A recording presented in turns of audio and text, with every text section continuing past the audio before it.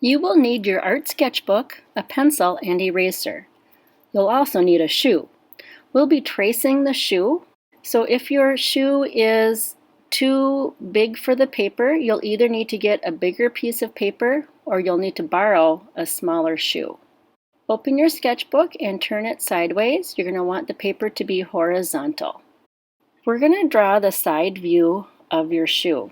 And when we lay the shoe down on the paper, where your big toe is, that's the best part to lay down. The side where your little toe is if you put it down that way, the shoe rocks too much.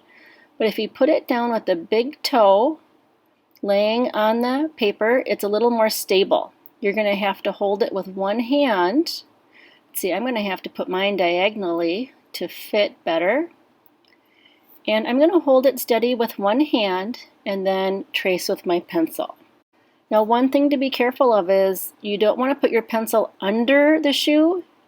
You want to hold your pencil so it's straight up and down. Lean it against the edge of the shoe as you trace. I like to hold my pencil up high and then just glide the pencil along the shoe, leaning on the shoe a little bit. I want to get every little bump as I trace around it. And this will give me the accurate size and shape of the shoe.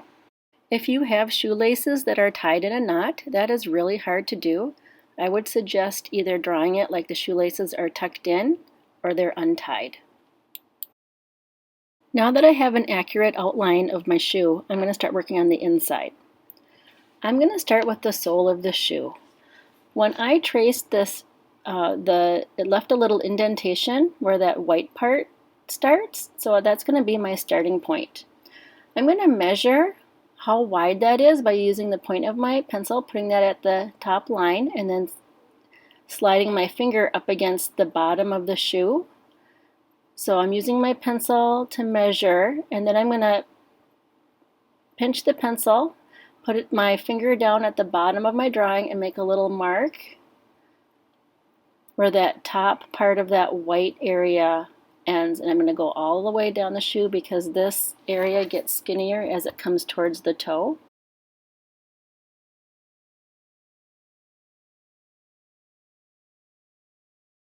And as I make those little dots, I know that when I'm done measuring here, I can just connect the dots to get a pretty accurate size and shape of that white area at the bottom of my shoe.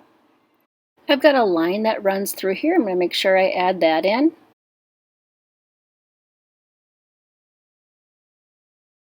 I'm going to continue adding all the different sections of my shoe. I'm going to use a combination of measuring and careful observation to include all the details. Any kind of stitching you have, whether it's zigzag stitching or the broken line stitching, include those details. Your goal this week is to have an accurate representation of a shoe. Once you're done with the contour line drawing, we're going to stop and we'll continue next week with some pencil shading.